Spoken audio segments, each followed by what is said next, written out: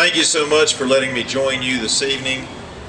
What a great evening, what a great, God looked on us with the weather, and it's a wonderful evening to be out, and I'm glad to see so many people. I have to tell you that I see all these signs and I'm reading them as I'm standing back here, and they're all great, but I particularly like this one right here.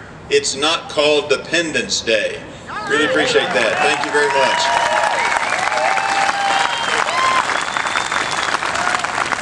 I appreciate having been invited here this evening. My good friend Bob McDonald wishes he could be here as well, but unfortunately he's in another part of the state, but you will be hearing from Ken Cuccinelli shortly. Ladies and gentlemen, I have to tell you that seeing you all gather, I'm reminded of several things, and as some of you know, I love history, and I'm an amateur historian, and so I thought this evening I would talk a little bit about history. Much of this you will already know, but it's always good to be reminded. The first point I would make to you is, as you look around and you think, this is a great crowd, but shouldn't it be 10 times larger? I will remind you, however, that the American Revolution, at its peak, the troublemakers never had more than a third of the people behind them. There was a third who wanted to stay with Great Britain, a third who just wanted to be left alone, and a third moved us to independence that we celebrate today because they did not want taxation without representation.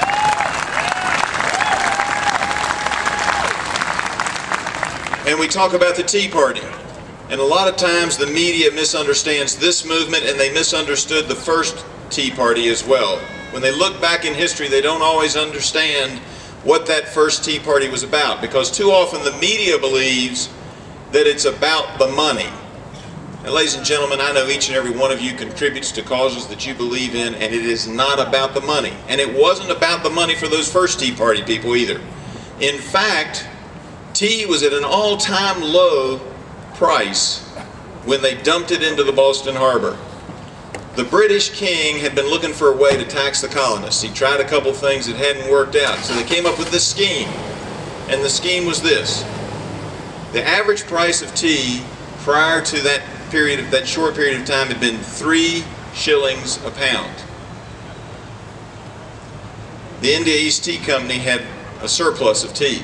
So what they decided to do was, here's what we're going to do. We're going to cut the price of tea, sell the surplus tea to the colonists, and then we're going to tax it. And they won't mind because it's only going to be 2 shillings a pound, so it'll be less than what they were paying before, so they won't mind it if the government takes money out of there. Those people who were paying attention at that time understood this. They understood that the right to tax them without representation was the right to subjugate them and take away their freedoms. And that's why they protested. It was not just the money. It was the fact that the government was trying to take away their freedom and get their foot in the door with this tax on tea without any representation. Now today, we're here about taxes as well. And it's not just about the money. It's about the fact that government, and particularly the government, Washington, although we are not without sin in Richmond, I must confess, but the government is continuing to spend your money and spend it out of style, and to make it a point where we no longer have a currency that's sound. The government is spending, spending, spending. Every time they turn around, there's another program to bring dependence, not independence, to the people of the United States.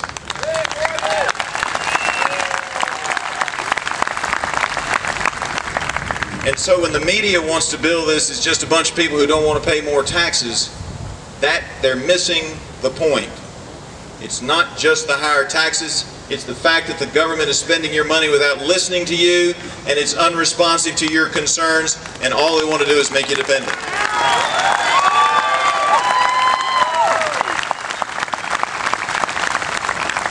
It's about the government understanding that for the economy to work, people must be allowed to keep the fruits of their labor in order to stimulate the economy, in order to move this country forward.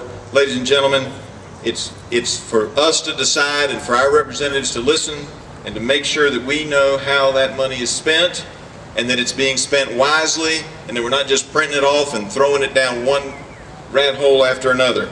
Ladies and gentlemen, those principles are just as valid today as they were at the original Tea Party on December 16, 1773. Thank you so much for letting me share this time with you this evening.